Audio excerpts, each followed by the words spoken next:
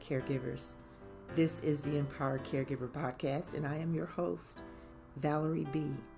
And this month was a good month because we talked about and we focused on dementia, and it was called Dementia, Dignity, and Care, and this was our April Awareness series. So this is our last episode in that series. I'm going to try to do a bonus one, but I cannot promise. But here we are, and I thank you for being here and for following me on this April series. And just as a reminder, this series is dedicated to supporting caregivers and their families and anyone who wants to better understand the entire dementia journey. I was actually on that journey for 6.5 years with my dad, and he passed away in the month of April, so that's why I chose to recognize dementia and talk a little bit more about dementia in April of this year. And in the series, we've talked about the early stages that sometimes families miss. We've talked about what most dementia caregivers want and need. We've talked about communication. We've talked about sundowning. We've even talked about hallucinations and the emotional weight of the dementia journey. But today I want to talk about something that many people quietly wonder, because I wondered the same thing. And that's, is there anything that I can do to reduce my chances of getting dementia?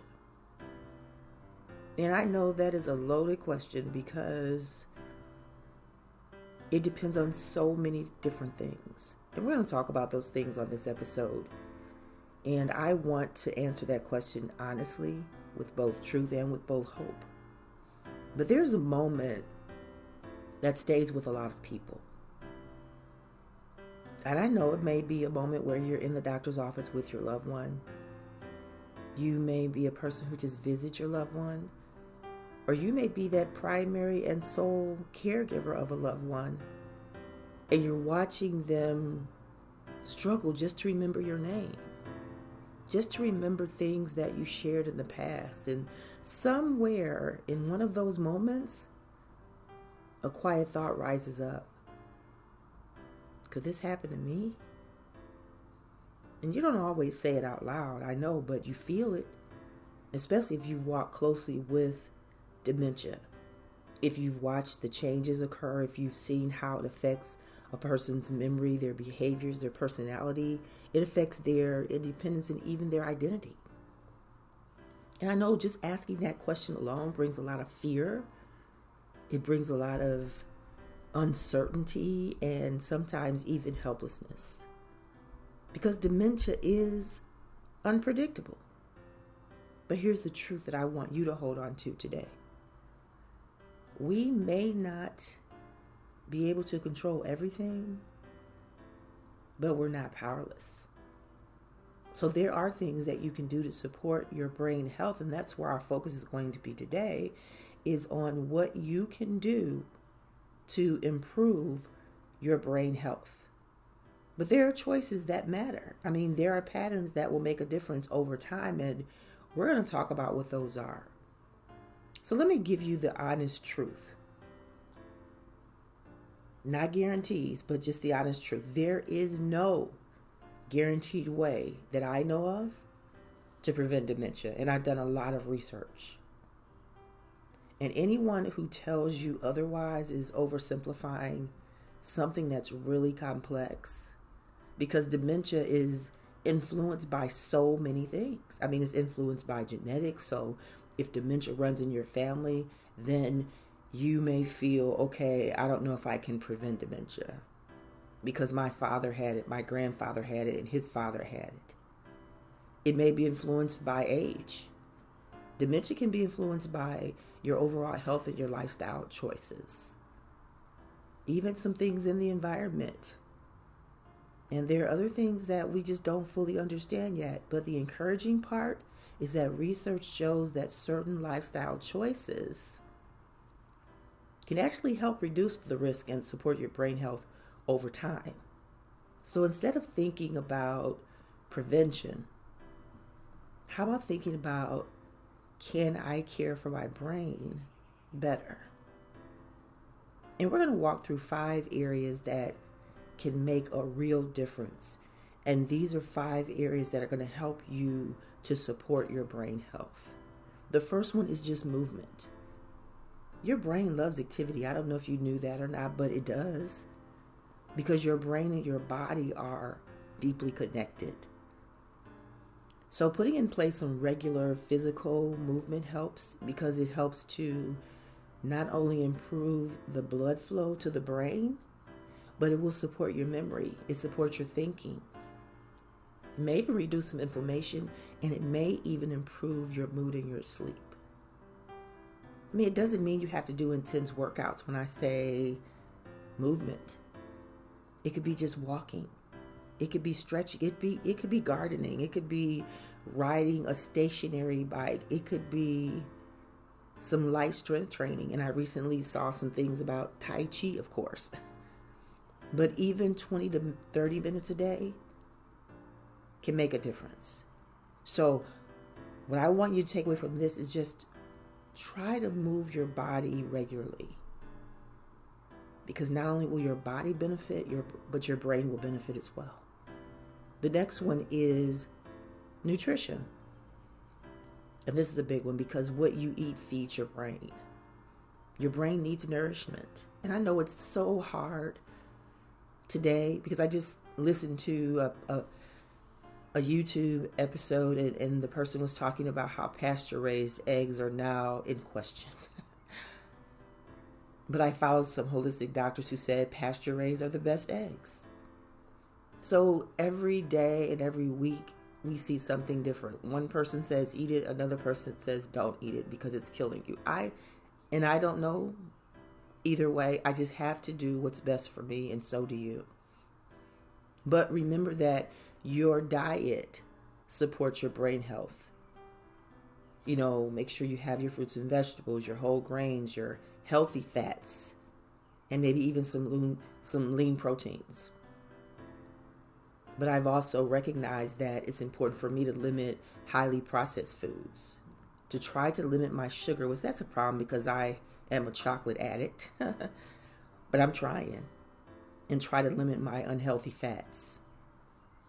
And remember, you don't have to do it perfectly. Just be consistent.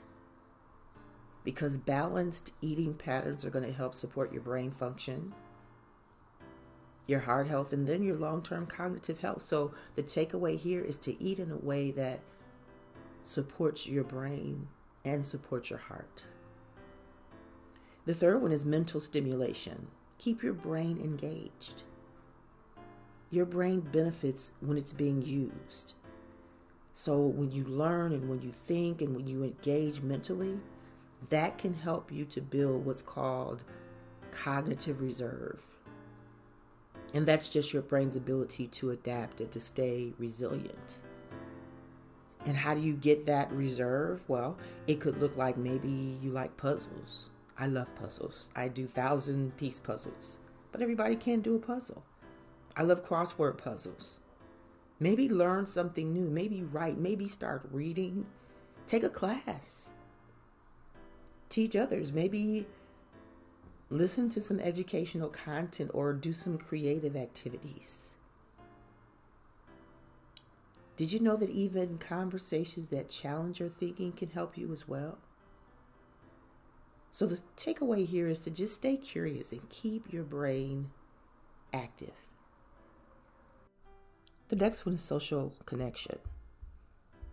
And social connection is very important because isolation matters more than people realize it. But I'm going to be honest with you. I love isolation. Since my dad passed away, I have pretty much been in isolation for the last couple of years. I love being in my bubble. I love being a homebody, and I'm not lonely because I do things to stay busy.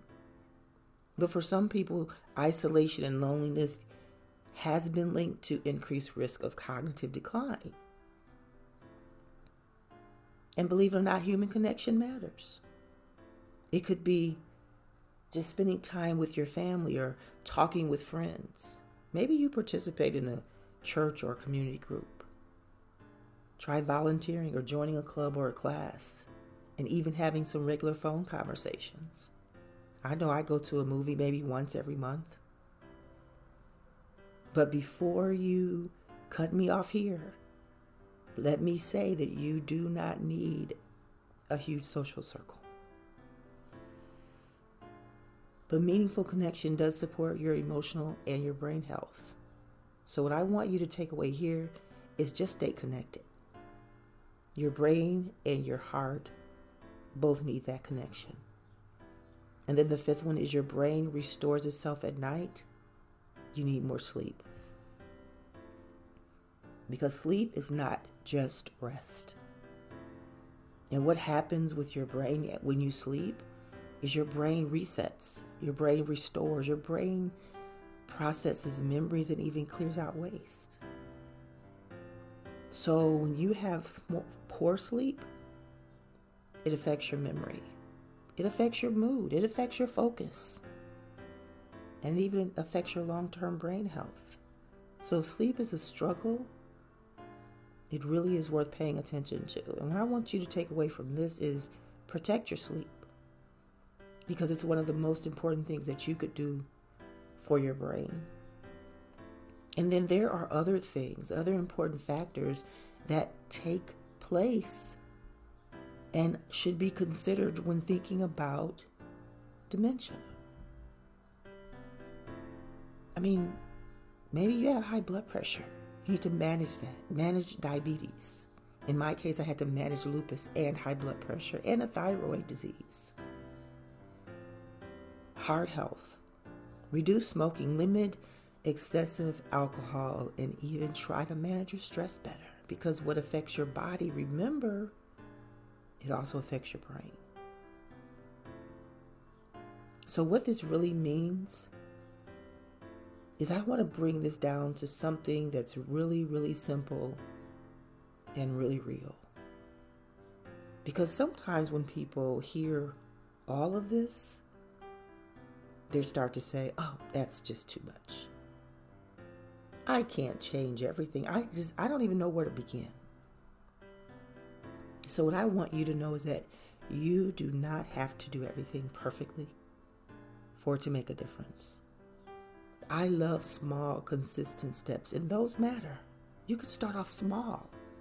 You don't need to do a complete life overhaul. You just need awareness and intention and have some consistency. And so instead of asking, how do I prevent dementia? You could ask yourself, well, what is the one thing that I can do this week to support my brain health? And for many of you listening, this is not just about information. It's personal for you. It was personal for me because I saw dementia up close. I cared for my dad who had dementia. I had thoughts of, oh my God, am I going to get it? I felt the emotional weight of it. I even watched the changes occur in my dad that were so hard and complex to understand. And now I want to think about my own future, and I hope that you do too. Because when you have those thoughts, that's you. That's just human. So I don't want this conversation or this episode to be driven by fear at all. I want it to be driven by care. I want you to care for your body and your mind. Care more for your quality of life. Care for your well-being. Care for your future and your independence. Because it's not about trying to control everything. It's about honoring the life that you have right now and supporting the life that you want to live later. So here's what I want to leave you with. You can't control every outcome. I'm not saying that all these things are going to prevent you from getting dementia. I am not a doctor. I am not a professional in dementia. But you are not powerless. Pay attention to the daily choices that you make because they matter. Pay attention to the habits that you have because they matter too. And when you care for your body and your mind, you are going to feel the difference. And it's never too early or too late to start. Start small. Take a walk. Drink more water. Call a family member. Read something new. Maybe you go to bed a little earlier. Maybe you eat something that's nutritious. And what I do is with my chocolate, because I know I love chocolate, I get it in smaller bits and pieces. Instead of getting a full candy bar, now I get maybe minis. And in my mind, that helps me because it's lowering my sugar intake. But I know I can't do that perfectly. I just need to be intentional, and I need to be consistent. Because I know that over time, those small choices are going to build to something powerful. And if this dementia series has meant something to you, and if it has helped you to understand dementia in a deeper way, even if it's supported you as a caregiver or as someone thinking about your own health, then I want you to remember that awareness is not meant to create fear. It's really meant to create better care. So thank you for being here with me throughout the series this month. And again, if I can do the bonus series, I will. But if this episode resonated with you, please share it. Please subscribe.